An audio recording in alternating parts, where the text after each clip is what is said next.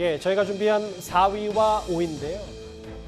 일제히 이재명 의원을 엄호한 철험의 강경파 얘기하고 당 내홍 얘기를 하나하나 만나보겠습니다. 지방선거 이후 자택에서 두문불출하던 이재명 의원이 오늘은 지역구인 계양을 찾았습니다. 당선 후의 첫 공식 일정입니다.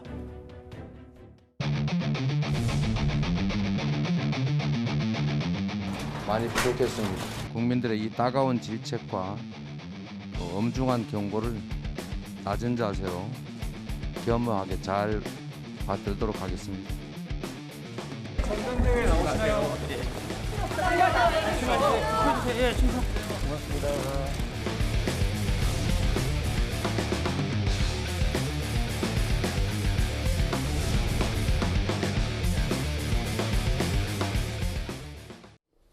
오늘 당선 이후에 이재명 의원의 첫 공개 일정은 사진으로만 공개가 됐어요.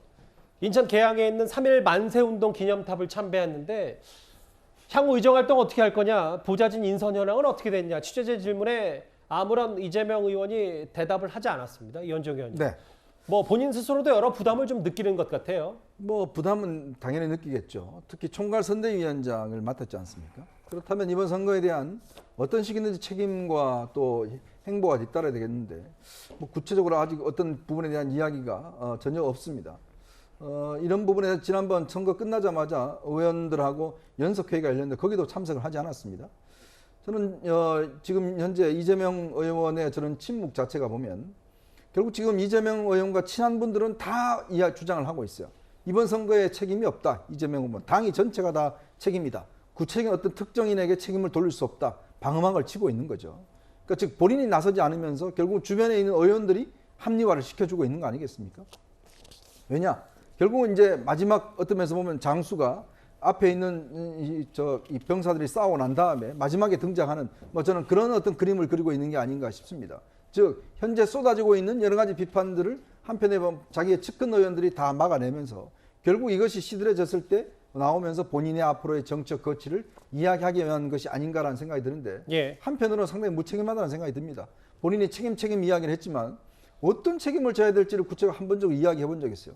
특히 오늘 뭐 측근 의원들 같은 경우는 그 책임이 당대표 출마하는 게 책임이다라고 이야기를 하는데 글쎄요. 한 번은 본인 선거에서 한 번은 당을 총괄 선거에서 패배한 지금 장수가 과연 지금 어떤 책임을 지겠다는 건지 구체적으로 이야기하고 있지 않는데 또 다른 측근들은 대표 나가는 것이 책임이다라고 이야기를 하는데 상당히 헷갈리고 있는 상황인 것 같습니다.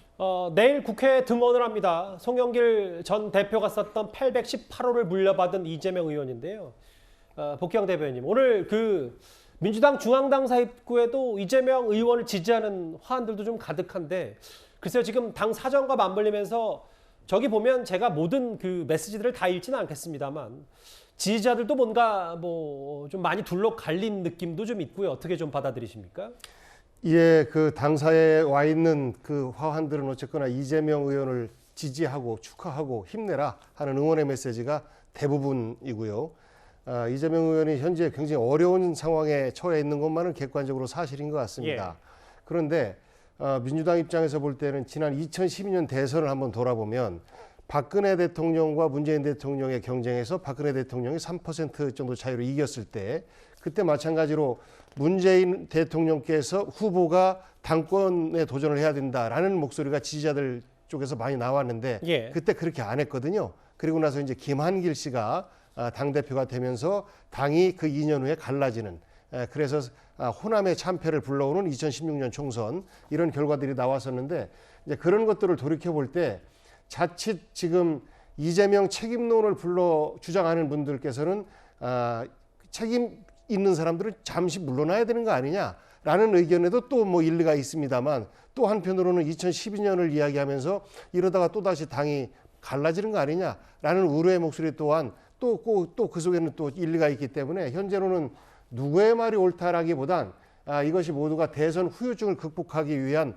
민주당의 내홍 과정이고 피할 수 없는 과정이다라고 생각합니다. 민주당 사패에 있는 이재명 의원 그 응원 화환들 보면 뭐 개혁의 딸, 뭐 이래서 제명인의 마을, 이런 뭐 개딸, 뭐 이런 표현들이 썼던 뭐 4090 8원 물결 뭐 이런 그 화환들도 좀 많은데요.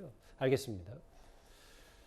그런데요, 이재명 의원은 여전히 묵묵부답입니다. 그런데 친문 의원들의 이재명 의원 공격에 곧바로 대응하지 않았던 강경파 의원들인데 이제 본격적으로 본인들 목소리를 내고 있습니다. 오늘 아침에 무소속 민형배 의원이 이런 말을 했습니다. 주 끝나자마자 국정을 대상으로 책임론을 거론했다. 이게 내용이 어떤 것이든지 간에 좀 A는 아니다 싶었고요. 제가 보기에는 이재명 책임론의 핵심은 나오지 않으면 오히려 이상할 것 같은데요. 가장 큰 자산을 갖고 있는 정치인이잖아요. 근데 당이 지금 무너진 거 아닙니까 지금? 이런 상황에서 나 모르겠다. 여러분들끼리 잘 알아서 해봐라. 이건 정말 무책임한 태도죠. 무소속 민형배 의원 얘기. 이재명 여기서 멈추면 쓰러진다. 김남국 의원은 이재명 죽이기가 선거 전부터 기획됐다는 얘기까지 했어요. 네. 그러니까 이제 그 지방선거가 민주당의 그 참패로 끝나지 않았습니까? 그러다 보니까 이제 당내에서 총괄 선대위원장을 맡고 있던 이재명 의원, 뭐 개인은 이 재보궐에서 이제 국회의원 그 원내 입성에 성공을 했습니다만 이 당 선거는 패배했기 때문에 책임을 져야 된다. 여러 의원들이 이제 그 SNS에 글을 올리면서 책임론을 제기하다 보니까 이것에 대해서 이제 김남국 의원은 뭐 이렇게 기획된 거 아니냐 이렇게 주장을 하는 것 같습니다. 그런데 지금 그 돌이켜 보시면 이 이재명 의원의 당선 화환이 왜 민주당사에 가죠?